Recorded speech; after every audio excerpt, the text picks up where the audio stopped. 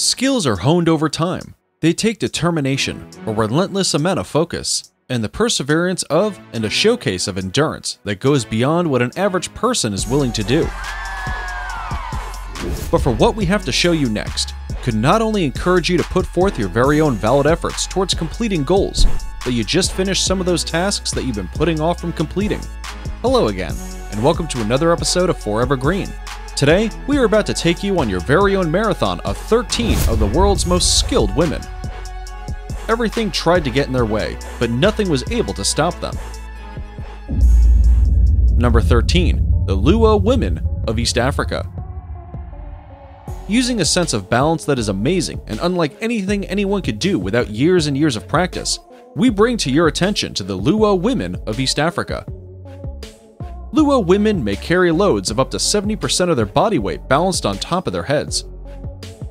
Women of other tribes carry similar heavy loads, but use different devices that some may strap across their head, around their forehead, and the load to secure it while it is carried. One of the only downfalls that researchers have found would be an almost permanent groove on their heads from all of the loads that they carry.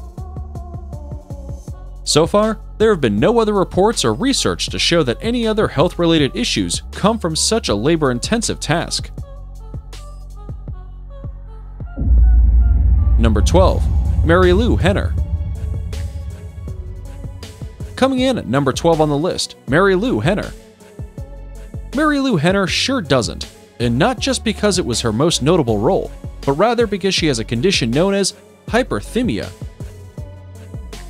or the ability to recall every tiny, stupid detail from her life going back decades. Every detail. Marilu is only one of 25 confirmed cases of hyperthymia, which allows her to pinpoint the smallest details of her life on nearly any given day. She told publishing companies that rifling through her memory is similar to viewing little videos moving simultaneously. When somebody gives me a date or a year or something, I see all these little movie montages, basically on a time continuum, and I'm scrolling through them and flashing through them. Number 11. Jennifer Feig. Reaching a beach in Trinidad, she became the first woman on record to swim across the Atlantic Ocean. A dream she'd had since the early 1960s when a stormy transatlantic flight got her thinking she could don a life vest and swim the rest of the way if needed. Jennifer Feig became the first woman to swim across the Atlantic Ocean. AP Photo/J. Pat Carter. The 56-year-old left the Cape Verde Islands off Africa's western coast on January 12th, battling waves up to 30 feet and strong winds. David Hingdom, a friend of Feig, who kept in touch with her via satellite phone, said she had planned to swim to the Bahamas. A distance of 2,100 miles, but inclement weather forced her to veer 1,000 miles off course to Trinidad, where she arrived on Thursday. Feig plans to continue her odyssey, swimming from Trinidad to the British Virgin Islands, where she expected to arrive in late February. The crew won't compute the total distance Feig swam until after she completes the journey, Higdon said. Number 10. Roberta Gibbs. Roberta Gibbs is a three-time winner of the Boston Marathon Women's Division in the pre-sanctioned era, 1966, 1967, and 1968. She was the first woman ever to run and complete the Boston Marathon in 1966, at a time when it was believed that women were not physically able to run marathon distances and were not allowed to compete in events longer than 1.5 miles. Her feat disproved widely held beliefs about women and was a pivotal event in triggering the second wave of the women's movement and in changing the consciousness about women's capabilities. Her sculpture reflects her love of sports and celebrates the human body in motion. Her skill was faced with negativity throughout her journey, yet she did not let that hold her back. In fact, she used it as fuel to compete and complete the races and prove the powerful skill sets that she built within herself. Number 9. Chainara Medikulova. Medikulova was allowed to take the position for the archery challenge. She had known of a historical and challenging pose that had almost been left to be forgotten, but not this brave young lady. On September 5th, successfully repeated the trick historians say ancient Scythian warriors used to intimidate their enemies, along with fellow archer Ada Akhmatova. The pose would leave the opponent in a blanket of fear of the skill that is needed to perform such a feat. The games include a variety of challenges, such as eagle hunting, horseback wrestling, and setting people on fire. Looks like the Olympics are going to need to step up their game to compete with this gracious show of skill. A crowd including hundreds of foreign tourists immediately burst into thunderous applause when she took the pose. In a report she says, "I feel so much pride for my country here. The World Nomad Games allow us to show Kyrgyzstan to the whole world. Enthuse Medikulova." Number 7. Harriet Thompson. Skill and determination did not skip a beat with our number 7. Harriet Thompson, a two-time cancer survivor, was a regular at the San Diego Rock and Roll Marathon, running with team and training for the Leukemia and Lymphoma Society. She started running the marathon in San Diego in 1999 and ran the race every year through 2015. Except for 2003, when she was undergoing treatment for cancer. She raised more than $115,000 for cancer research through her efforts. In 2015, at 92 years and 93 days, she finished the marathon in 7 hours, 24 minutes, and 36 seconds, breaking the record for the oldest woman to run a marathon previously held by Gladys Burrell, who at 92 years and 19 days ran 9 minutes and 53 seconds at the Honolulu Marathon in 2010. Thompson first took up marathoning at age 76. Before she was a runner, Thompson was a concert pianist who performed at Carnegie Hall. She continued to play throughout her life, including in recent years for the residents of her retirement community, the Cypress of Charlotte. Before we move on, here's a quick challenge for you. If you can leave a like on this video, smash that subscribe button, and turn on the notifications in less than 5 seconds, you will have 10 years of amazing luck. Hurry up and try it. It actually works. Number 6. Minerva.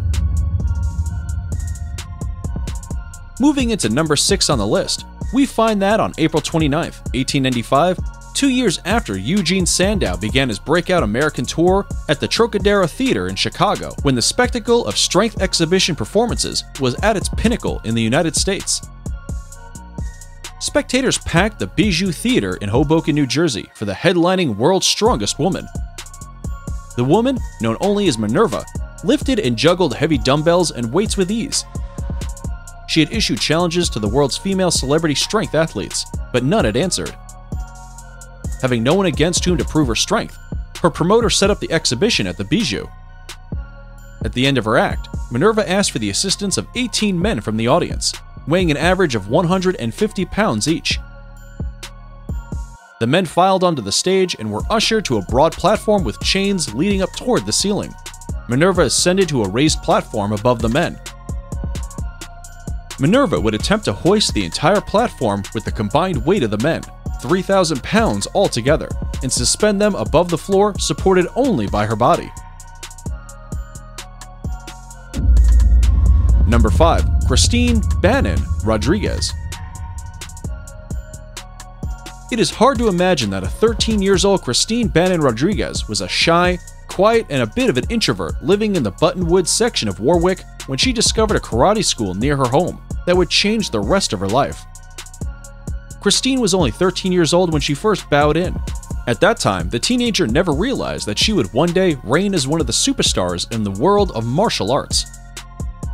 She proved her skill as a fighter time and time again and was unstoppable. She became so hooked that 40 years later, she has become a 9-time world karate champion, which is in the entire world. In 1991, Christine astounded the martial arts world by becoming a Triple Crown winner at the Waco World Championships in England. She has appeared as a stunt double in movies and television shows and has her SAG card to prove it. She became a model, a cover girl on countless magazines, the subject of many interviews in both the print and news media. She has professional endorsements and has traveled all over the world to compete, to do exhibitions, to judge professional matches, to appear in movies, and make special appearances as a goodwill ambassador for the sport that has given her so much. Number 4. Liv Arnerson. There are generally 3 major polar achievements one can have: going to the North Pole, going to the South Pole, and crossing the Greenland ice cap. Fridtjof Nansen managed the first crossing of the Greenland ice sheet in 1888, and since then, various groups repeated the journey. However, for a long time, no unsupported women's group achieved this difficult journey. Spurred on by this success, Liv turned her attention to the South Pole. There was skepticism in her abilities from potential sponsors, who doubted she could do the journey pulling her provisions by sled, even though she had actually done this in Greenland. However, with persistence, she was able to get the trip organized and in 1994 was dropped off at Hercules Inlet in Chile, facing the coast of Antarctica. With nothing but her leg muscles on a pair of skis pulling along a sled of the provision, she set off into the desolate white interior. 50 punishing days and 745 miles later, she became the first woman to reach the South Pole alone and unaided. At this time, we want to share a fun fact with you. Most people think of a marathon as the ideal monumental show of strength, skill, determination, and endurance. When you think of a marathon, what may come to mind would be some distance running, biking, and swimming. Some include bouts of brute strength as well. But what may come as a surprise is that there is a marathon featuring horses as the competitors. The man vs. horse marathon is a sport where runners and horse riders compete against each other. The course is about 22 miles, 35 kilometers long. The event has been held annually in June since 1980. It all began when Gordon Green, the local landlord, overheard a conversation between 2 men in his local pub in Wales. In the conversation, a man suggested that over a significant distance across the country, a man was equal to any horse. After the heated discussion, Green decided to organize the first ever man vs. horse event. Since then, it has become an annual fixture in Nuad Arms in Lawwerton, Wales. Number 3. Emily Harrington. Emily Harrington is the first woman to free climb the Golden Gate route up El Capitan, a 3,000-foot-high monolith in Yosemite National Park, in under 24 hours, without submitting him to the evidently impossible challenge to out-wrestle her. Her head bloodied and bandaged, and her hands caked with chalk, Emily Harrington pulled herself off the last slip of El Capitan and into the clear, still night above Yosemite National Park. 21 hours, 13 minutes, and 51 seconds after she began her ascent. In her 4th attempt last Wednesday night, Ms. Harrington became the 4th person and the first woman to scale El Capitan via the Golden Gate route in under 24 hours by free climbing it. Pulling herself upward with her hands and feet and using ropes and other gear only as a safety net. El Capitan, known as El Cap, is a 3,000-foot-high granite edifice that draws thousands of climbers to Yosemite each year. Climbers typically take around 4 to 6 days to reach the top, using a variety of routes. Only a few elite climbers, Ms. Harrington now among them, have done it in less than a day. Number 2. Simone Biles. Simone Biles, in full, Simone Arion Biles, an American gymnast who is considered one of the sport's greatest athletes. At the 2016 Olympics in Rio de Janeiro, she became the first female U.S. gymnast to win 4 gold medals at a single game. And she was the first gymnast to win 3 consecutive world all-around titles, 2013 to 2015. Biles grew up in Spring, Texas, in the Houston metropolitan area. After she and her sister Adria were adopted by their grandparents, Ronald and Nellie Biles. Simone became interested in gymnastics at age 6 during a daycare field trip to Bannon's Gymnastics. And she remained there for 11 years under the direction of her coach, Amy Borman. Biles won a bar of gold in the floor exercise and a bronze in the vault at the Women's Junior Olympic National Championships in 2010, before breaking into the elite level of competition in 2011. Less than 2 years later, she dominated the sport. What set Biles apart was her consistency, her exuberant personality, and the high degree of difficulty she incorporated into her routines in all 4 events: vault, uneven bars, balance beam, and floor exercise. Number 1. Tamae Watanabe. Tamae Watanabe began mountain climbing at the age of 28. In 1977, she climbed Mount McKinley. After her retirement, she returned to her hometown, and in May 2002, she became the then oldest woman to climb Mount Everest. 10 years later, in May 2012, she broke her own record when she, now at the age of 73, again scaled Mount Everest. However, climbing a major peak such as Mount Everest is not just something someone gets used to doing. For Tamae, she had to work up to the accomplishment, yet the climbing never became work for her. Mount Everest, the world's tallest peak at just over 29,000 feet, draws more than 500 climbers each spring to attempt the summit. Huey and colleagues analyzed the success and death rates for all first climbers who had a permit to summit Everest from 2006 to 2019 alone. Oh, did we hit that time already? Looks like that's all the time we have for this episode of Forever Green. Be sure to subscribe to our channel for more, and if you truly enjoyed this video, you should really check out our video on 10 most fearless animals in the world. See you next time.